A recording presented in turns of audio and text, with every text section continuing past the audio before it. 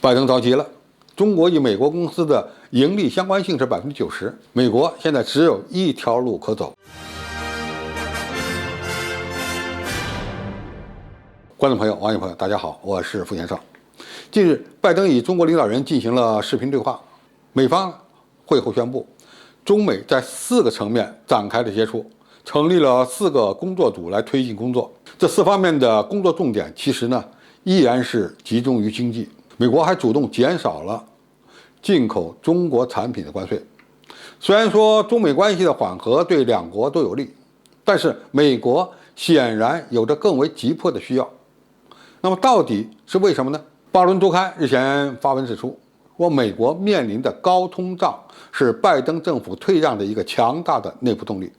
美国现在几乎没有可用的机制了。美国面临的高通胀让拜登政府几乎无路可走。他们希望中国出口产品的价格能够下降，而不是让中国产品卖得更贵而失去竞争力。在特朗普政府期间，美国对中国进行了贸易打压，但证明此举是失败了。美国因为疫情的失控，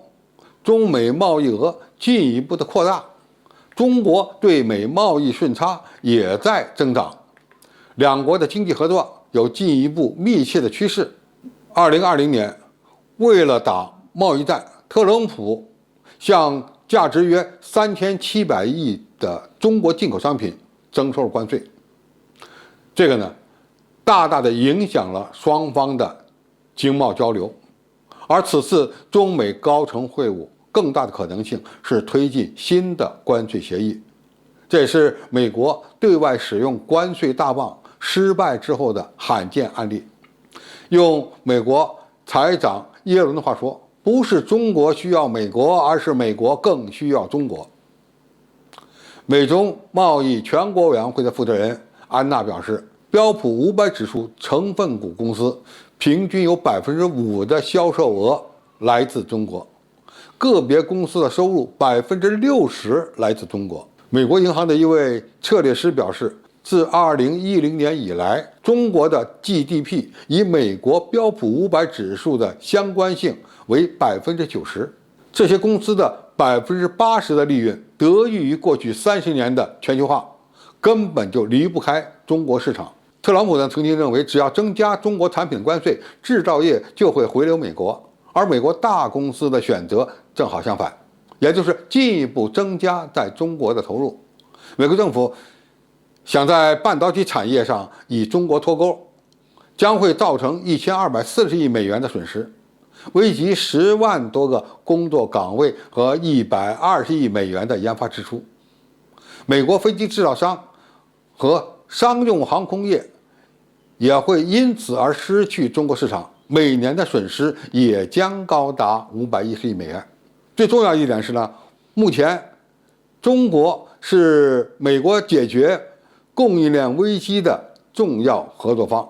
没有中国的参与，这个供应链危机恐怕很难缓解。那么美国所面临的供应链危机有其内在的原因，同样也要依仗中国的支持。在全球都有疫情的情况下，中国是世界上唯一在产品数量、质量和种类上能够满足美国消费者的国家。可以说，现在美国码头上的货运不出去，主要是美国自身的原因。而中国码头要是有个人打个喷嚏，美国同样会感冒。美国政府现在面临的另一个麻烦是债务缠身，因此他们希望能够在较短时间内能够实现金融稳定，否则这个雷可就埋大了。而中国正好是美国最大的国债持有国之一，如果中国不计成本的抛售美债，美国同样难以承受后果。当然，美国实际上是希望中国能够持有更多的美国国债，以帮助美国控制通胀和债务危机。拜登政府上任以来，我们经常会看到美国利用台湾问题向中国施压，其实美方的真实目的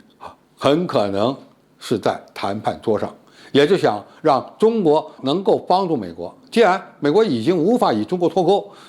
能向中国施压的牌基本上都打光了，于是呢就想拿着台湾牌来玩玩火。为此呢，中国政府已经明确表示，玩火者必自焚。如果美方继续踩红线、切香肠，中国政府就有可能采取断然措施了。那么看清楚了美国的软肋，我们也就知道如何来处理中美关系。中国认为双方应该相互尊重，只要美国不挑战中国的核心利益，中方完全可以在双方可以协作的领域内实现合作共赢。但是如果美国还想一边对华进行打压甚至玩火，一边又想要中国在合作的问题上与之配合，这显然是行不通的。希望拜登政府呢能够看清大的形势，说到做到，能让中美两个大国的关系呢趋于稳定，合作共赢的道路才是造福全人类的唯一选择。好，今天的评述就到这里，谢谢大家收看，我们下期再见。